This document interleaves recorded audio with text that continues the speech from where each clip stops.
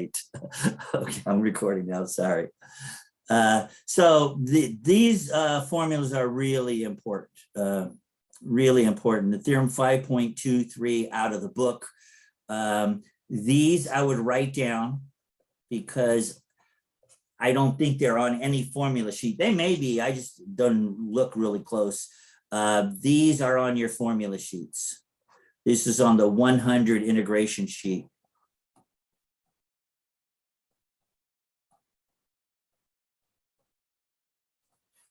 Once again, this was rule 92, 93, and so on. If you look at those rules on that 100 integration sheet, those are there. All right. So that one page you have to write down, there's a lot of stuff to write down. Okay, so here are, they bring up 4 problems and they really squeeze them together. I'm going to do them separately here. So these are the 4 problems I'm going to look at. If I can get all this stuff out of the way.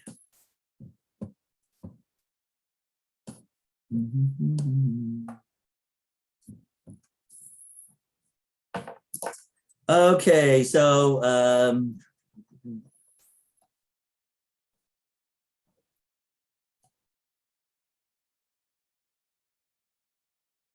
sorry. Yes, I did hit record now. I'm reading the thing. Okay, so if we look at this, we need to take the derivative. This means we're taking the derivative of this, and let's just call this sine h of u. Let's call that sine h of u, and we want to take the derivative of this.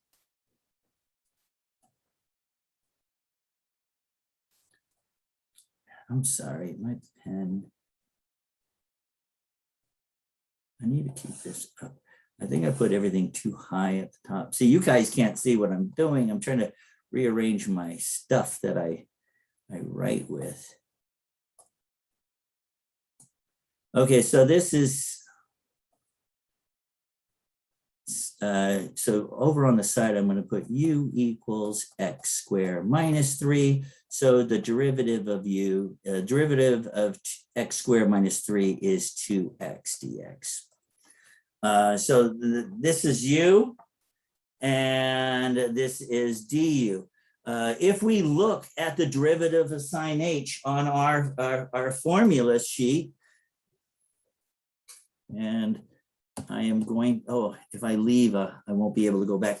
That's on that one that I said you should write down. Yeah, it's cosine of u prime. There we go. So, and I'm going to Cosine h u. Yeah. And if you notice the difference, there's no negatives and all that here. So this is cosine of u, cosine h u prime. This is from the formula sheet. So we're pretty much done. The only thing we need to do is fill in this. Taking the derivative of this equals this. So the answer is cosine h u. Well, u is x squared minus 3. And then du, or u prime, is 2x. And we can always just put the 2x out in front.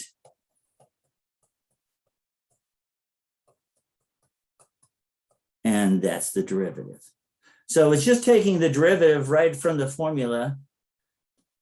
And you do that, that's it. Let's try the next one.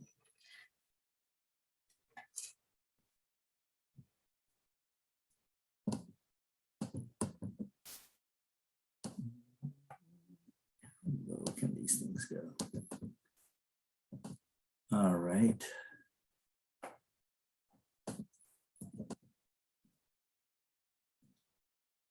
There we go. All right, so here again, by the way, I know it looks kind of weird, but this is the answer. So don't look at that yet. This is what we want to take the derivative of. And I'm going to say u equals cosine hx. So the derivative of u, if you go look at the derivative of cosine hx, is sine hx. So we're going to take the derivative of the natural log of u, right? U is cosine hx. So the formula for the derivative of u, the formula for the natural log, the derivative of the natural log of u is u prime over u. That's the derivative of finding the ln of u. So we're done. We just have to fill this in. Cosh h u is the, wait, no, that's wrong.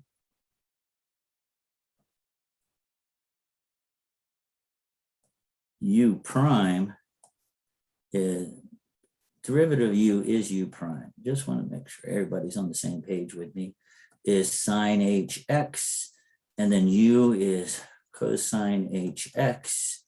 And if you remember, sine hx over cosine hx is the tangent of tangent hx. And we're done. It says this is the answer, but in reality, it's this. There was one more step. Sine over cosine is tangent h. So all we're doing is setting something to u, finding its derivative, and then using that formula for the derivative to find the derivative.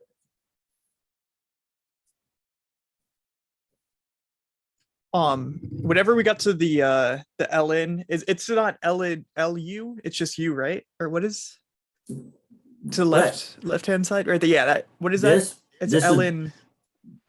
The natural log of u, right? Ln. Okay, Yeah. I thought it was lu or something. I was like, wait. No, it's the natural log of the absolute value of u. Oh, okay. And the derivative of this equals this from your formula sheet. Yeah. If you go to your formula sheet, the derivative of that equals u prime over u. I thought it was an L or something, so I was like, wait. Okay, no. I know sometimes my handwriting's a little messy. Oh, you're good. I'll try. I try being neater. It's harder on the computer anyway. I know. Okay, so here's C. And C is going to have to take you back to Cal 1. Some of you going to have to go back. Once again, this is part of the answer, so we're not looking at that. That's actually not the whole answer. That just tells you how to get there. This is, we want to take the derivative of this. I have x and I have sine hx here. You could take, if you take the derivative, you could take the derivative of this minus the derivative of this. Okay, so since you have two items in the parentheses, you're taking the derivative. You can take the derivative of both of these. So going back to Cal 1, can somebody tell me, just looking at this, what method do I use to take this derivative? Isn't it the difference quotient? No, that's the part I circled. It's the product, the product. It's x times sine x. And some people learned it with u's and v's. I sometimes use f's and g's. So I'm calling that f and this g. If you remember the product rule, I'm going to write it down, f times g, taking the derivative of the product rule, it's f times g prime plus g times f prime. So we're just taking the derivative of this. F is, and I'm going to label it, f is x. So the derivative of f is 1. G is sine hx. The derivative of g is cosine hx. So these are the four, and we're just going to plug it into that formula. F is x. G prime is cosh x plus g. G is sine hx. And then f prime is 1. So just this part is x cosine hx plus sine hx. Then we're going to take the derivative of this. You know, this it's separate, and it's a minus. The derivative of cosine hx is sine hx from that formula that we had previously. If you look, and that's the answer they gave us up here, but that's not the final answer because these two are the same. One's a plus, one's a minus. They cancel out. So the final answer is this.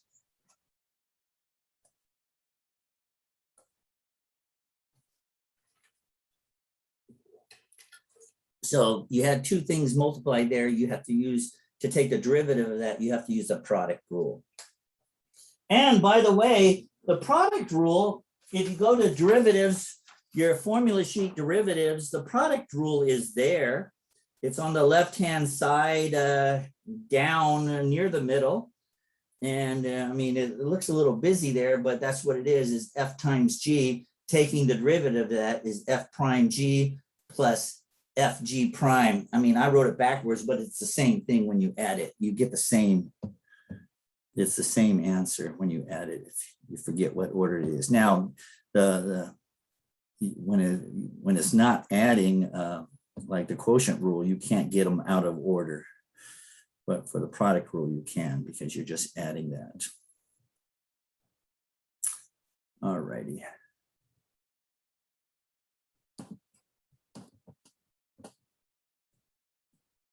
Is there another one? D, and this is the same. This is very similar to the last one. I'm going to use the product rule when I do this. I'm calling this part f and this part g. So f equals x minus 1. F prime, the derivative of x is 1. G is cosh x, and the derivative of g is sine hx. And we're going to do f g prime plus g f prime. F is x minus 1. G prime is sine hx plus g, which is cosine hx, and f prime is 1. When we look at this, we get x minus 1 times sine hx plus just cosine hx. And then we still have to take the derivative of this. Minus the derivative of sine hx is cosine hx. And once again, those two cancel. And this is what we get for an answer.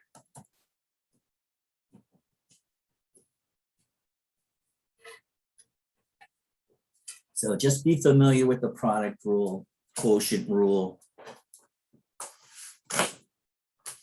in case you get anything there. Well, all that's in your formula sheet, but hopefully you've practiced that. All right, so those are the derivatives.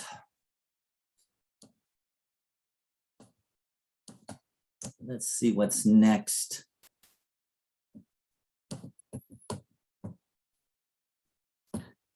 If it lets me, there we go. Okay.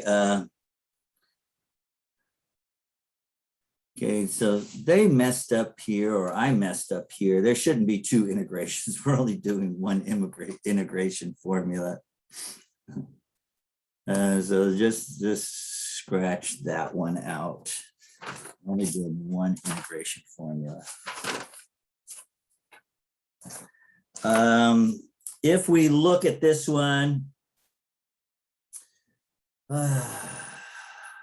it's kind of tricky. Normally, the most complex part of this is what you're going to say U is.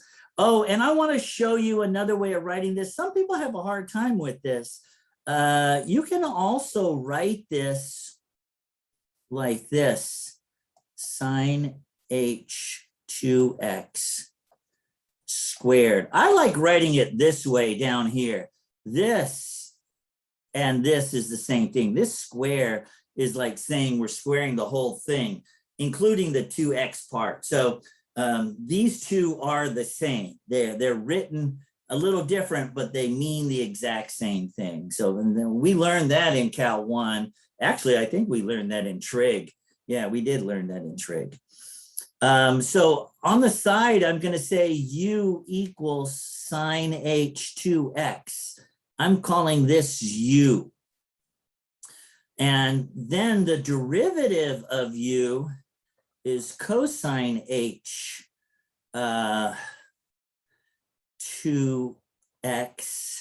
But then we have to take the u. You see, you could almost say u again. Well, I'm gonna hang on. Let me clear So that. you would use a chain rule on that to now get yes. do the 2x? Yeah, yes.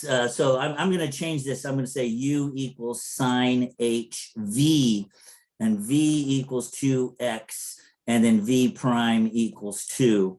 So if I do this, u prime equals sine h v prime.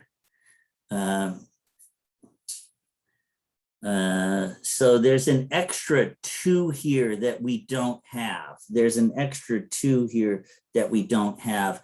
So I'm gonna, if you look here, we have,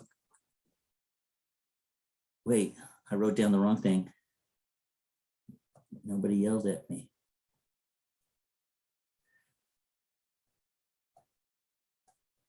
Was cosine? Yeah. Yes, the derivative of sine is cosine. So if you look here, this part right here, I'm gonna change my color. This part right here,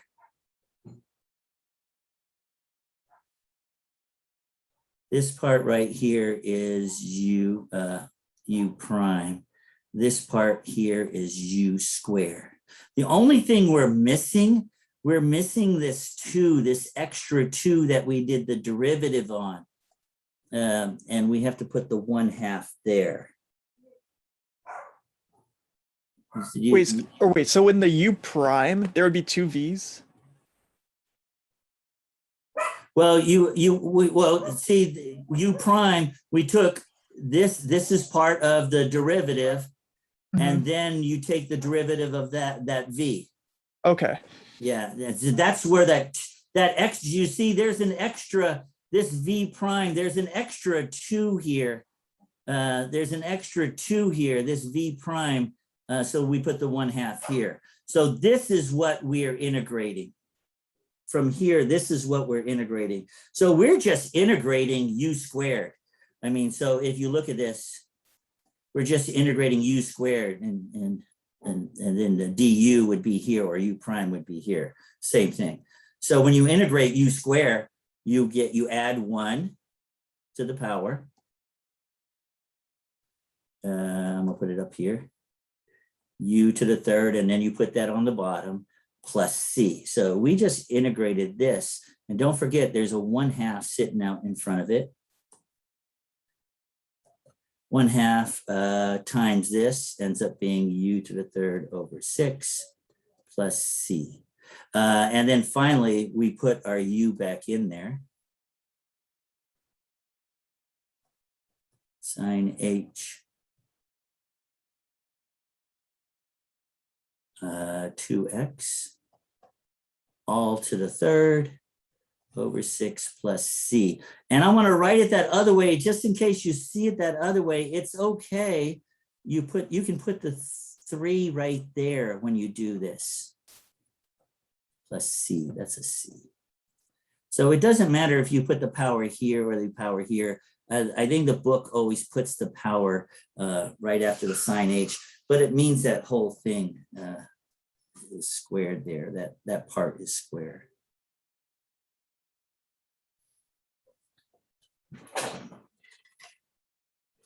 This was that, and I think we did something similar to this last Thursday, where you had to do, well, we did like well, that was yeah, same thing.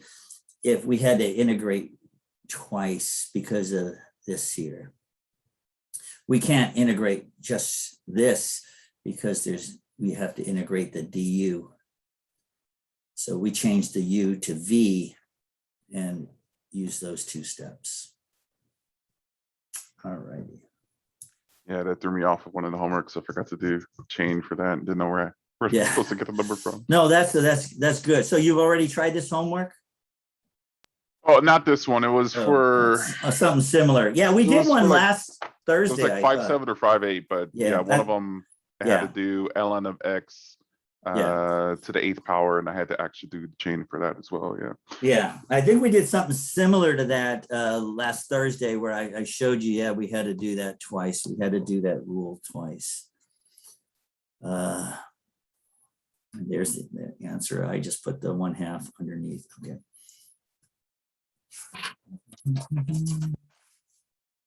It's the same problem. Okay, then we have, all right, let me go back up. That's the same problem. Okay, then we had this. So these are more rules, inverse hyperbolic functions. And I'm looking, and I don't know if you have these on your formula sheets. I'm looking and I don't think I see them. So these you might have to write down also. This is theorem 5.24 out of that section of the book. That's why I said I know everybody wants to write all these problems down on a sheet of paper. Me, I think you need to write all these theorems and formulas and stuff so you don't have to memorize them. I mean, who can memorize this stuff? I wish I had a sheet of paper, formula sheet for all that. I don't see it. I don't even see hyperbolic functions on my trig formula sheet, even though we did hyperbolic functions in trig. Yeah, see, I don't even see the trig hyperbolic functions. So this is another set theorem that I would write all these down. Okay. And don't forget, at the bottom of modules, all these slides are there. So you can always go back and look at these slides without watching the video. The actual PowerPoints are at the bottom. And here's some more, taking derivative of sine h, inverse sine h. Take a look at these. If they're on your formula sheet, I don't. Now the integration ones are on your 100 integration sheet. This is number 98 on your integration sheet. This is number 99, and this is number 100. So the integration are on your integration sheet. So I would start having like this derivative, these derivatives written down. And I don't see any, once again, I don't see, and the derivative side, I don't see any hyperbolic functions on this formula sheet. So this is those 6 at the top there, I would write down. And once again, this PowerPoint is located at the bottom of modules. Okay.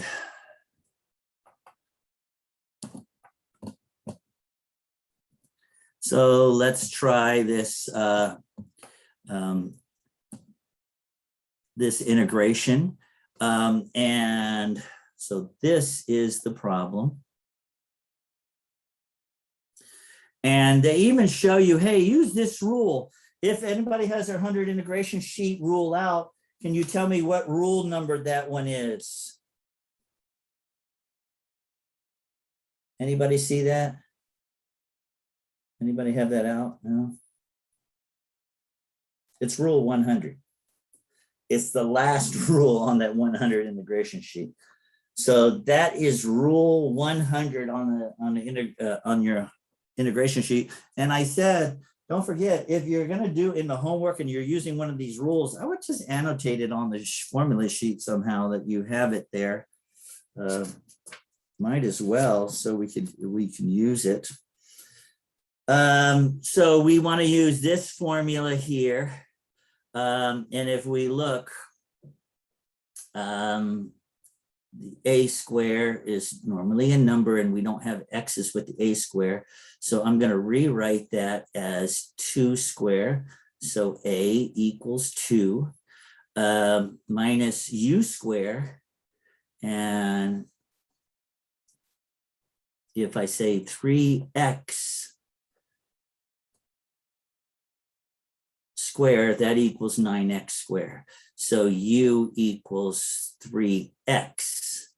See, this is a square and this is u squared. So then this is a squared, this is u squared, and this x is extra. If I have u is 3x, don't forget we have to put du on top. Du, or u prime, is just 3. The derivative of 3x is 3. So we need a 3 up here. And we need, if you look, if I put a 3 up here, let me change the color. So I need a 3 up here. I need that 3 to get my du. That's the only way I can get that du up there like I'm supposed to. Okay, now it's du. But I could either put a 1/3 here, which I'm not going to do. I will put the 3 here. Because now this is still u. Do you see the formula says we need a u right here? So if I put a 3 up there and a 3 down here, they cancel each other out. The problem hasn't changed any. So now I'm ready. I'm good to go. I know this is u prime or du. I know that's u. I know this is a square and I know this is u square. So I have everything I need, a, u, and du. So now I'm just using this formula. I'm just going to fill the formula in. And if I look at formula for 100, formula 100, it says, if you have all that, if you have this du, u square root of a square plus u square, if you have that, then it just plugs into this. Negative 1 over a natural log a plus the square root of a square plus u square over the absolute value of u plus c. This is what the formula says change it to. Now, if you look at 100, the formula actually says plus or minus, but if this is a plus, then it's the top plus or minus, then you have to use the same one over here, the plus over here. For some reason, some students get confused on that. I mean, if there was a minus there, then we would put a minus here. So there's a plus here, and the formula says, it says plus or minus. We're using minus. I'm using the wrong one. The formula says minus up here. A square minus a square minus. Okay, so we're good to go. So this is the answer. We just have to fill it in. Negative 1 over a. Well, a is 2. Natural log of a, which is 2, plus a squared. 2 squared is 4. Minus u squared. Well, u is 3x. U squared is 9x squared. So once again, if that's u, then u squared equals 9x squared. Over the absolute value of u, and u is 3x. And don't forget the plus c. So this is the answer that you would mark if it was multiple choice. And if it was show your work, I mean, the main work I want to see is which formula you're using. And I would write down, I'm using rule 100. So on a show your work test, like I just did, I'm using rule 100. Rule 100 changes to this. A is 2, U is 3x, du is 3. I mean, that's it. We're just plugging the A's and the U's back into the formula. This is the formula that you plug it back into there. That's it. Just as long as you have A's and U's and all that, everything's correct. Once again, U is the one usually with the X's, A is the one with just numbers. Watch, they give me an example that's not like that, but that's normally how it is. All right, and I think we have another one.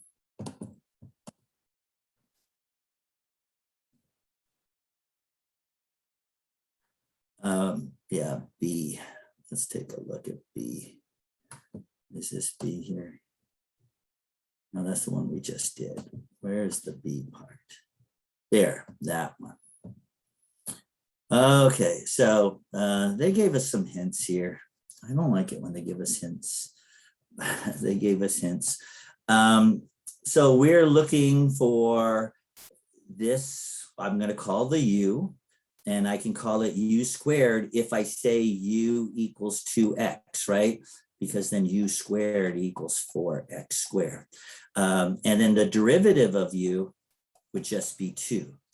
Now, if you look at rule, we're using rule 99. So I'm looking at rule 99.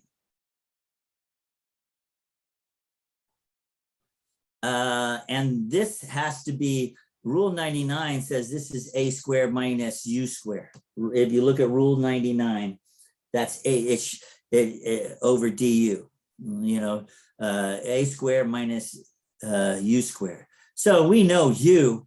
Can somebody tell me what a equals?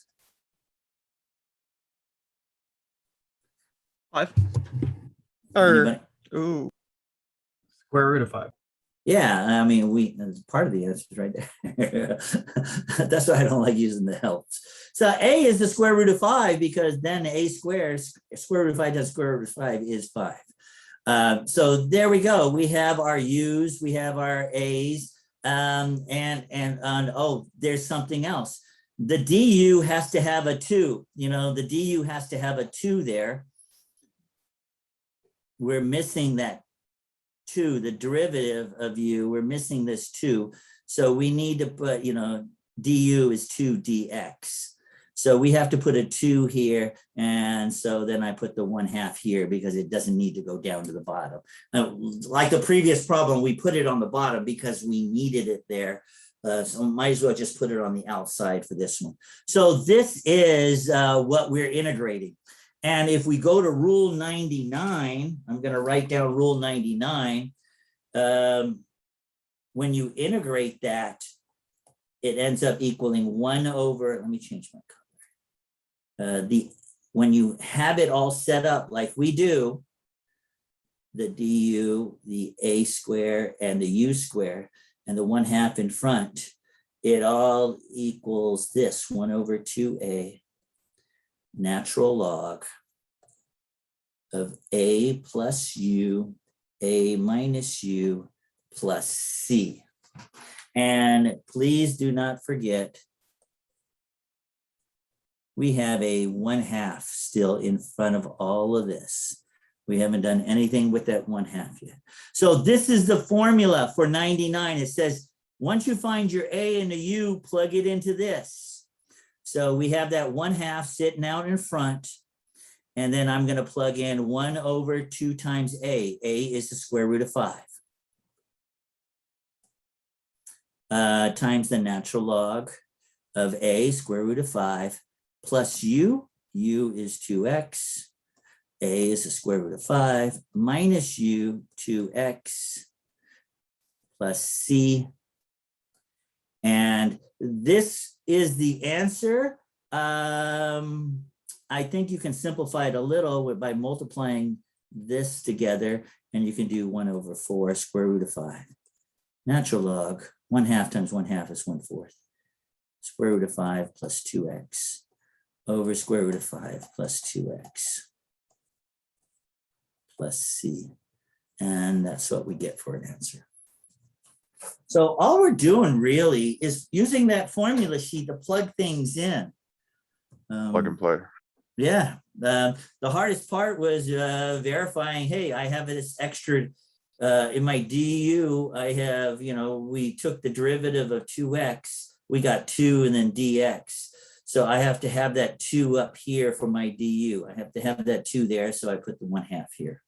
I mean, that's the hardest part of the thing. Now I have my a, my u, and I plug it straight into the formula. That 100 formula sheet is going to help you so much this semester. I say you have that 100 formula sheet sitting right next to you anytime you're doing homework. Is that bottom supposed to be square root of 5 minus? Yes, it 2x? is. Yes, it is. Thank you very much. This is what he's referring to right there. I'm changing that now in red so everybody sees I've made a change. That's supposed to be the minus. There, we're just bringing that minus back down. Thanks. Because that's what the formula said. The formula told us to do that right here. All right.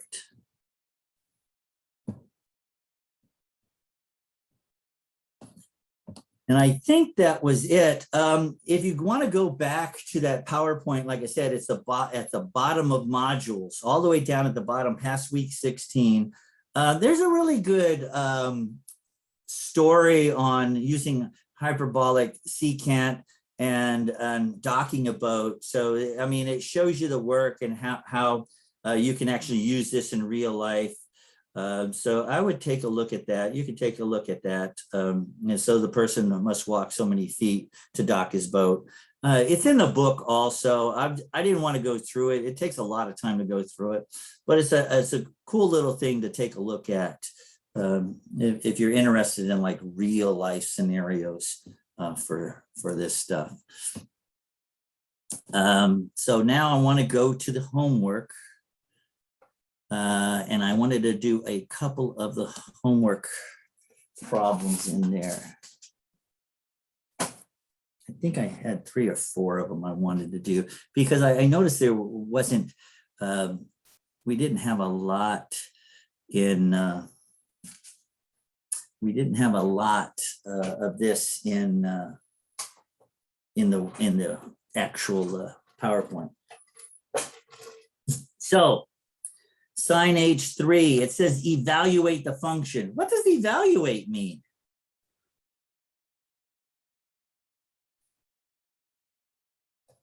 Evaluate just means do the math. So we want to find out how we can change sin H to something. Oh God, did I get rid of the PowerPoint? No, I didn't. So I'm going to bring the PowerPoint back up really quick and show you things that we're supposed to write down right here. So sin H equals e to the x minus e to the negative x over 2. So that's the definition of the hyperbolic functions that we have here. So it says find sin H3. So all you do is plug a 3 everywhere you see the x's here and then do the math. That's all we're doing for that first problem.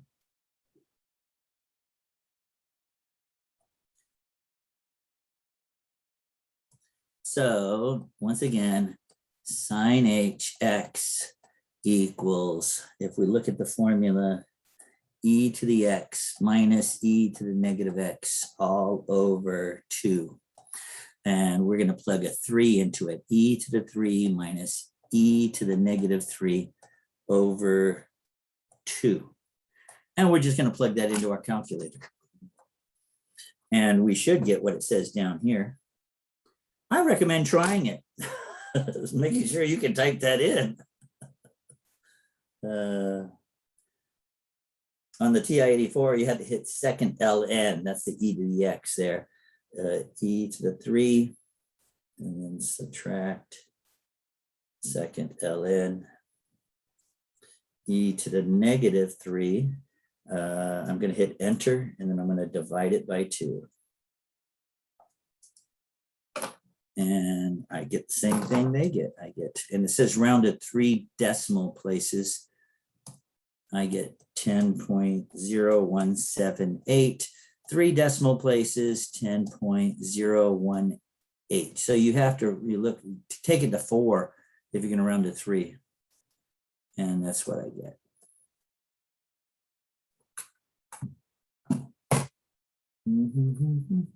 And I want to do B.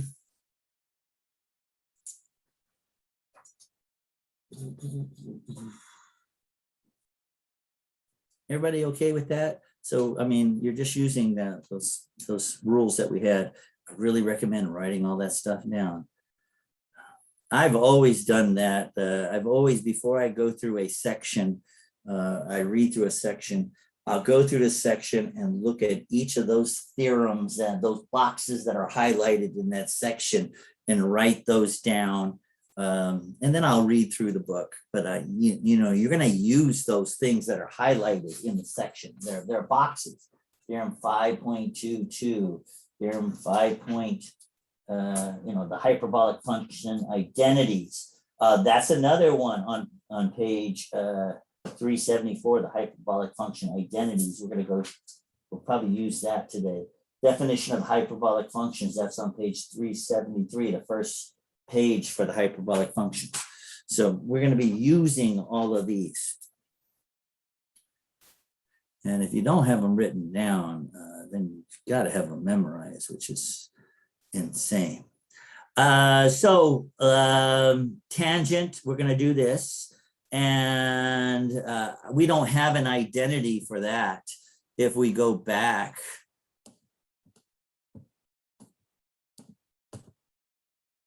we did. Well, the identity is sine h over cosine h. So what we're going to do for this problem is we're going to plug this into the top. We're plugging this into the bottom. Do you see? That's all we're doing. Tangent is sine over cosine.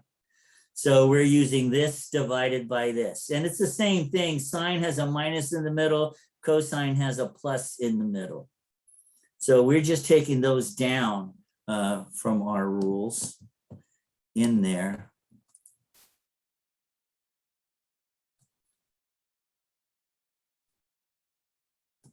So if we do sine hx over cosine hx, sine is, and we're using -6. So we're going to do we're just doing the sign first, e to the -6 minus e and to the negative, but the formula says negative. Do you see? That's why it's a positive. The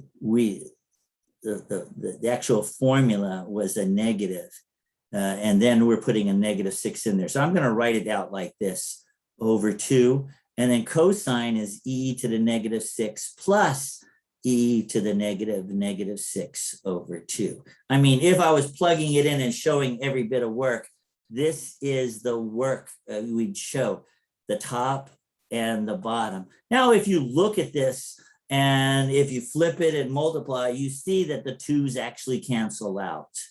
The 2's cancel out. So in my calculator, I'm putting e to the -6 minus e minus changes to a plus.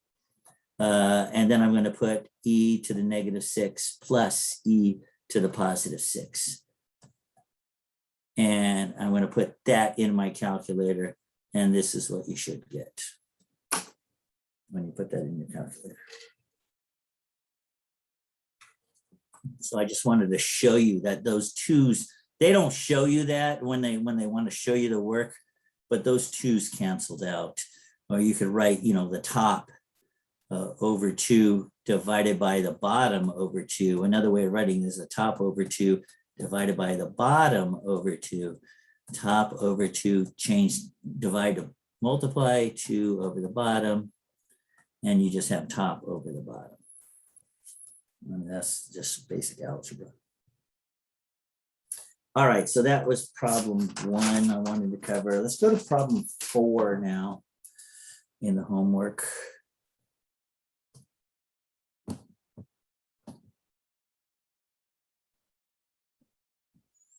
Because I didn't show you this in the, I did not show you this in the PowerPoint. So I definitely wanted to try one of these. It says, use this value to find this value. All right, so I want to go back to the PowerPoint and show you what I'm going to be using.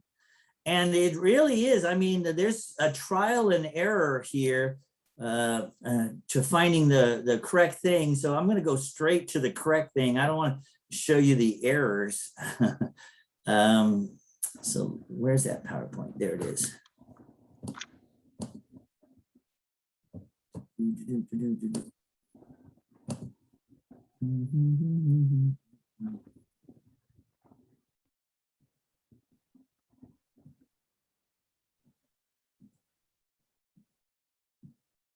Where, isn't it, didn't I give it to you guys? Oh, maybe I didn't put it down here. I don't think I put it down here. So I'm gonna write down what page I get this information from, just so make sure you guys have this. It's on the second page. It's on page 374, hyperbolic function identities. Page 374, hyperbolic identities.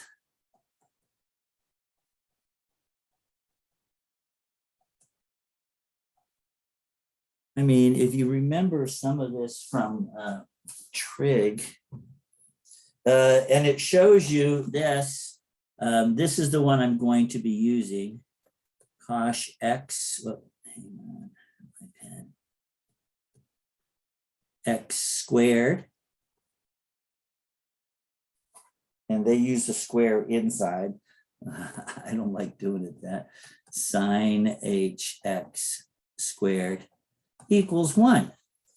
I mean, that's just one of the identities. I mean, there's what 10 of them sitting there for you to write down. I mean, if you go to, I think if you go to your trig formula sheet, without the h's, they should be there.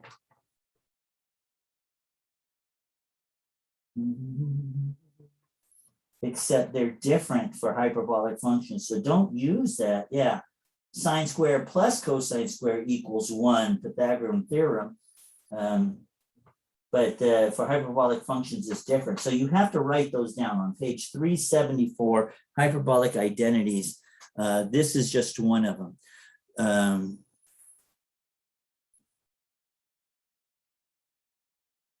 So we're trying to find this. So we're trying to find the cosh x. It's squared minus sine hx squared. Well, sine hx is 3/2. But then we have to square it, and then it equals 1. So cosh x squared equals 1 plus, do you see I have to take this to the other side? 3/2 squared is 9/4. So cosh x squared equals, this is 4/4, ends up being 13/4. So that's cosh squared, cosh x squared. We have to find cosh x. So that means we have to take the square root of both sides. And cosh x equals the square root of 13 over square root of 4, which equals the square root of 13/2. So that's our answer, square root of 13/2. Don't try to put a decimal in there. Put the exact answer in there. So we're using those identities to find the answer.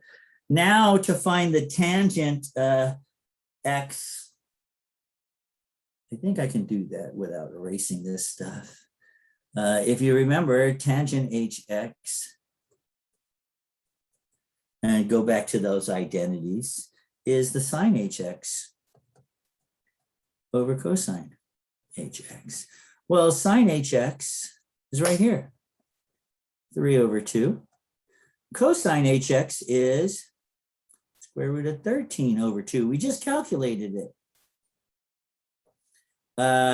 So we just have to figure out what that equals, which equals 3/2 divided by square root of 13/2. 3/2, change it to multiply and flip, right? The rules for dividing two fractions is change it to multiply and then flip the second fraction.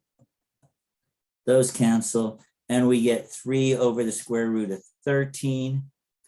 I don't know if it's going to take that answer because we have a square root of 13 on the bottom. Remember, algebra, it's not okay to have square roots of 13, square roots on the bottom of a fraction.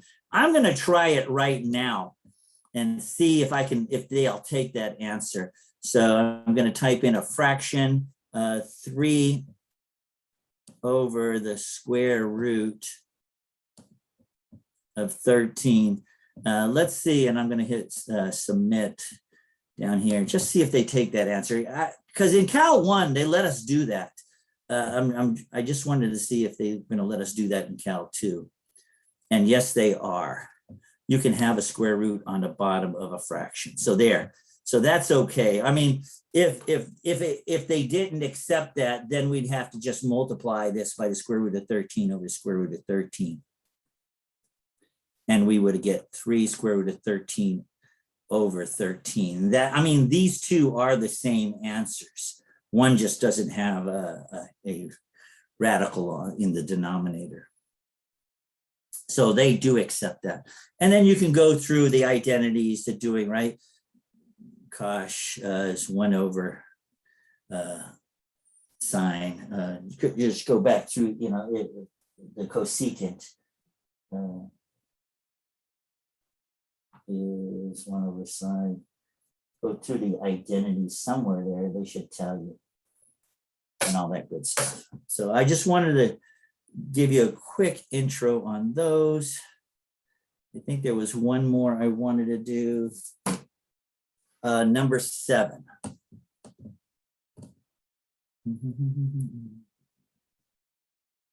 Number 7. All right. And most of the work is done here for us, but I want to show you.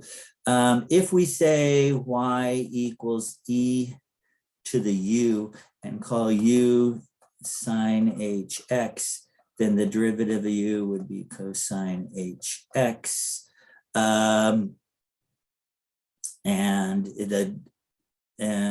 It says find the equation for the tangent line. When it says find the equation for a tangent line, this is from Cal 1. Tell me what's the first thing you're supposed to find. When it says find an equation for a tangent line, what is the first thing you need to look at, what you're looking for? Derivative? Say that, yeah, but why? You're saying the derivative, but why? Find the slope? Yes.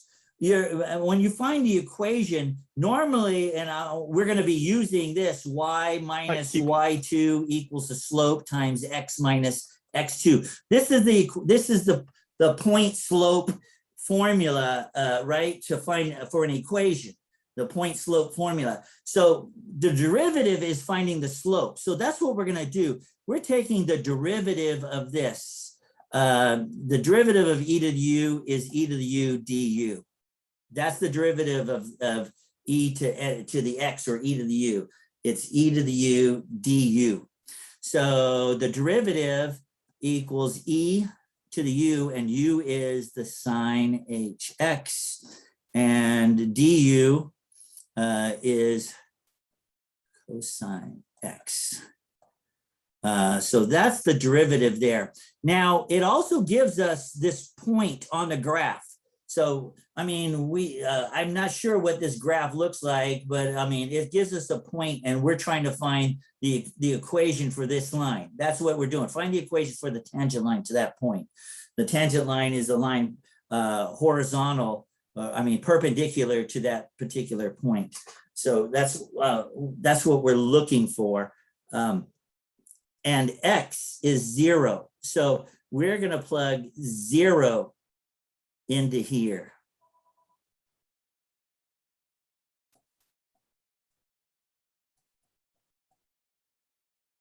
So we're plugging the X part into the formula, and the hyperbolic sine and cosine, if you go to your unit circle, once again, the sine of 0, if you look at the sine of 0,